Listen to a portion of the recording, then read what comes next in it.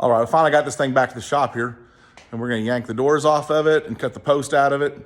Apparently we're gonna try to save the 210 trim, and I got a friend of mine wants some of that, and we're gonna start on these things, see if we can't make a 2-door out of a 4-door here. All right, an hour and 20 minutes into this, trying to get one door off this thing. We got all but one bolt out, and that one, you can see in there, that one there, really kicked our butt. And if you haven't got one of these little belt sander things, that worked extremely well for grinding the head of that bolt off. So we're not near as far as long as we'd like to be tonight, but I think we got one door ready to come off now. So let's see how this works for the second door.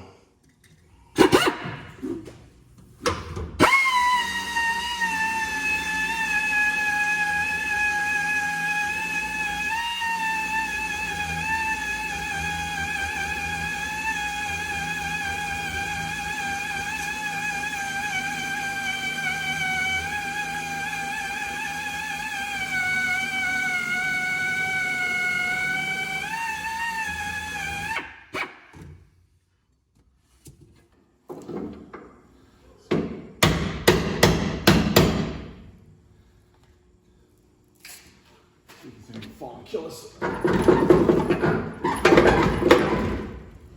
Almost there.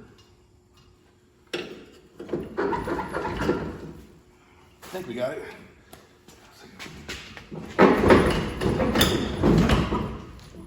And the bottom one's out. The top's just not happy. Make it a little happier here.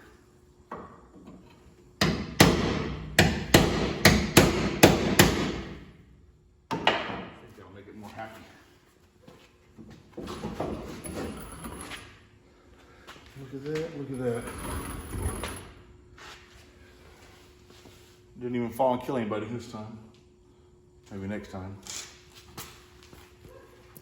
Now that we spent 2.5 hours removing 2 doors off this thing, you know, Danny over at D&D Speed Shop there makes that look so much easier. Maybe it's his hair, that long flowing hair of his makes it, bolts come out a lot easier, but yeah, 2.5 hours to remove those 2 doors. So we've got that part done. Now we're gonna start cutting out our post out of here. Let's see what we got to go on here. This is our 2-door post, because this was a 2-door car. This makes it a little easier on what some of these guys do, because I actually have the post and the right doors. But this is where the wagon window would have been, which I believe will be the back glass track for the 2-door car. And you can see they used, when they butchered this thing up, I believe this is a 55 Chevrolet truck back wraparound window, I think. I may be wrong on that, but I like the drip rail they had going on, which would have worked if they would have done a little bit more work and less bondoing that thing together, because they had filled all of this full of mud with these wood screws going through it, holding it together. Kind of butchered up there, if you can see. Nice welds there. On the inside, let's go spin this thing around. You can see right there where my track would have been, right here. They left all that for me all the way down to where it stopped. Right there, so I have a really nice post. So we're gonna hack this part out, save as much of that as we can coming down. And then we're gonna chop through here. I gotta take this 210 chrome off a friend of mine. And we'll see how this unfolds a little further here. We don't have a clue what we're doing, we're just doing it. So let's get the death wheel out and some Sawzall blades and make something happen here. It's taking me a while to figure out, get this wagon trim off here, this long one. Apparently it bolts on each end, a little nut and bolt on this end. The far end is a little Phillips screw that holds it on, and it's regular little clips just snap off there along the way. The problem was whoever hacked all the stuff on the inside covered up the hole, so I couldn't figure out how to get down in there to get this one off. So I had to cut a hole in the backside of their butchery to get to that one. So now we have a little more motivation going on now. We can get these things off here. We already got that side off over there, laying there. This is how butchered up this thing is. I don't know what floor was, but that's some sort of bed metal they had laying in there. Not much left of it.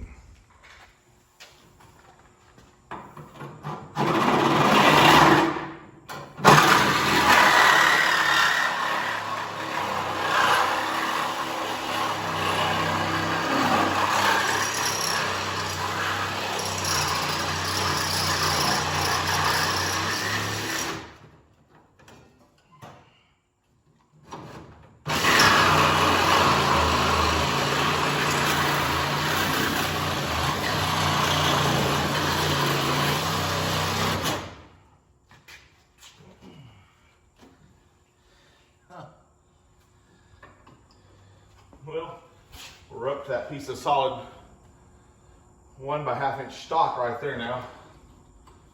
It's a little difficult getting past that piece, I think. Didn't even think about that. Let's go back here.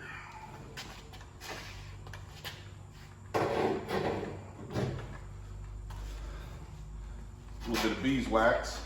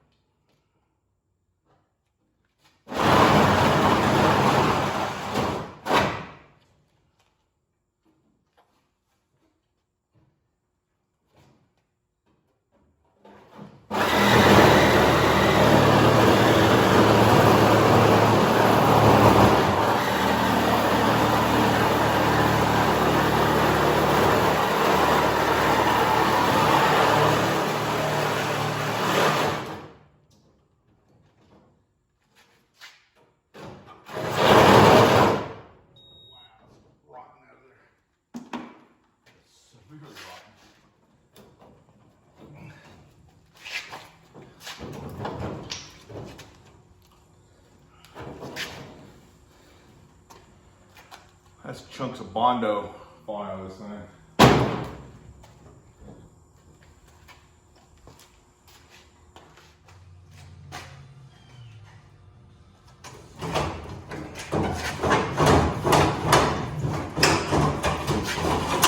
Look at that, finally. All that for my two-door post right there. Nice piece of this one. I was really stable on this turd.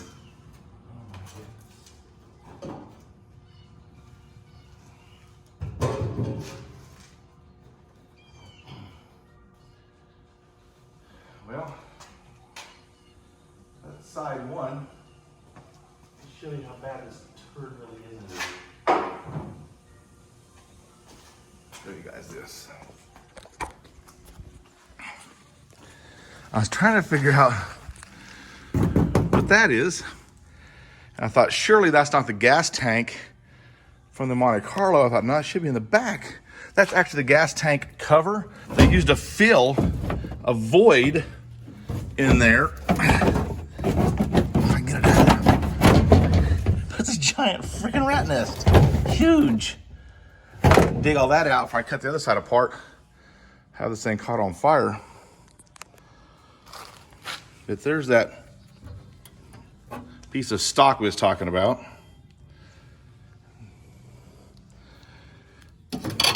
Ouch. And everything was just self-tapered, screwed pieces of rubber and all sorts of nastiness in this thing. Well, let's go to the other side now and start hacking it apart.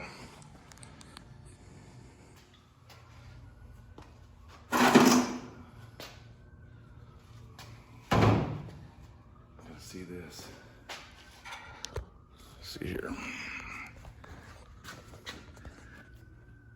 That is all Bondo. That's probably 1.5 inches thick, where they incorporated all that together there.